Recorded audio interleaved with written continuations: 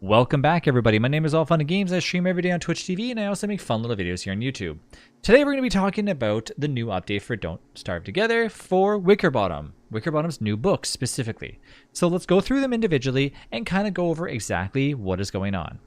So first things first, let's talk about tossing the old books aside just for a moment while we talk about the new books. And I'm going to be shuffling a few of them around just because I feel like they should be, and kind of going over exactly some that actually make me very happy, and basically putting them in a line of, in my opinion, start to finish as to the, not the worst of the best, but I guess the lowest to the craziest. Okay, so let's talk about what's going on here. Why is it a full moon on day 3? That's because I'm using a book called the Lunar Grimoire. Basically, upon reading this book, it creates a full moon. And yes, it could be nighttime or before said night. If you read it on day 1, you will 1000% get a full moon on the following night. And you can do this as many times as you want, as many times. I don't know if this is going to be a good thing or a bad thing, because I think that if you are in a server with essentially a Wickerbottom that basically wants to cause havoc, you could prevent a group from basically eventually fighting any shadow creatures, or sorry, shadow bosses. Now, necessarily, I don't think that'll eventually happen, but nonetheless, it's pretty cool. And of course, if you read it during the day, it's going to say this effect won't happen until the evening. So, that being said, let's move on to the next set. Okay, so next up we have the Angler Survival Guide. Basically what it does is if you go to the edge of the water and you don't find any shoals, or if you're looking for albatross and you're like, this is crazy, you read the book and sure enough, now you have shoals of fish around you. Pretty awesome, and you can read it as many times as you want, creating as many shoals of fish, so get fishing. Next up, why are these grumbles not attacking me? Let's talk about the Apicultural Notes.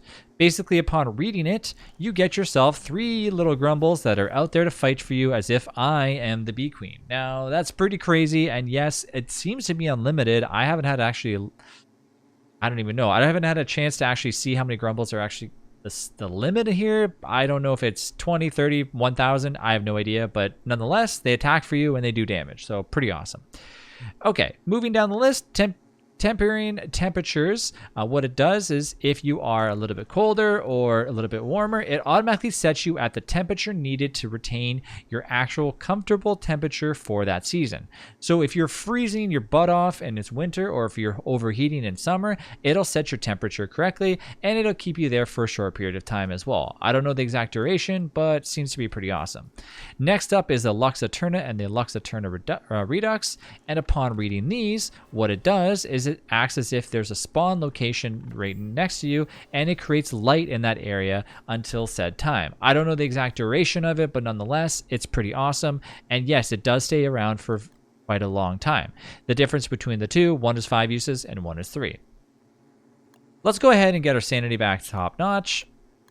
And let's move on down the road. Practical rain rituals. Just reading the book, you kind of understand what it does. It creates rain, and of course, it stops rain. And yes, it'll stop frog rain as well. So kind of a big bonus there, especially if you hate frog rain. Next down the list, if you look at yourself and say, okay, I don't want to be in creative mode, so let's just turn that off for a second. I'm looking, I can't create anything right now, or maybe I can. Well, the reason why I can create stuff outside of this zone is because I've read the Everything Encyclopedia. So normally you're not, and you are most likely limited to certain things, specifically, making things like just being able to craft a agitator, but because reading this encyclopedia, it's unlocked all recipes within certain reasons. Of course, you can't go ahead and make yourself a belt of hunger or a bat or things like that without certain things, but it does basically allow the unlocks for most other recipes needed in Don't Starve Together. So you're essentially like a walking everything. Your brain just gets super big and you're able to craft things when you normally couldn't, which is pretty awesome just by reading the Everything Encyclopedia. Next up is Horticultural Expanded, which does a huge boost to what you normally have in Don't Starve Together already, and instead of 10, it gives you 15, and it also reads to the plants as well, guaranteeing that you're going to get a nice little plant that's going to be nice and happy at the end of the day. And yes, it does 15, so definitely a little bit of an upgrade for sure. Next up is Overcoming Arachnophobia. To make this as awesome as possible, let's go ahead and spawn in a Spider Queen. Spider Queen. Okay, as we get chased around by the Spider Queen and the Spider Queen is starting to hate us, we can spawn in our own fun. And that is something that we can walk on that makes us go okay and walk around it, but makes the enemies walk extremely slow. Look how slow this Spider Queen is walking.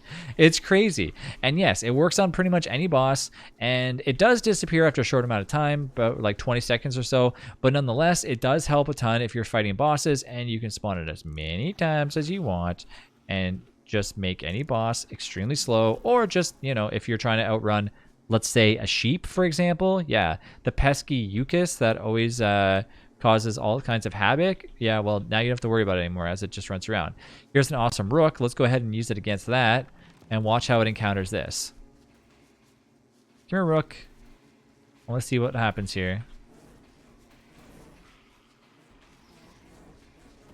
Of course, my grumbles are probably going to end up killing it.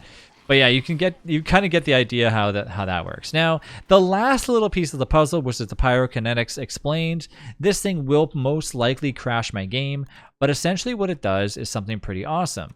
If your base is beginning to get burned down, or if a fire is starting out, or something along those lines, say it's summertime and things are starting to catch fire, basically what you do, keep in mind this is probably going to crash the game and it will be a big finale, but we go ahead and light a little thing on there. Well, let's wait until things are starting to burn up quite a bit. Things are getting out of control. And voila! And the server did crash, but that's okay.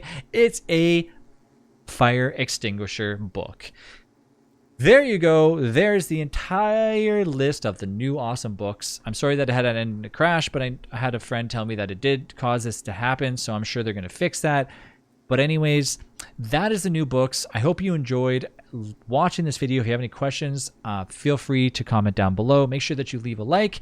And these are very, very awesome new books. The encyclopedia and everything is just so amazing. My favorite out of the bunch, though, is the lunar thing. I think that is amazing. I think that's so cool that they added that. But we'll see how this plays out. Because like I said, things do get changed. But anyways, I'll see you in the next video. Thanks again for watching.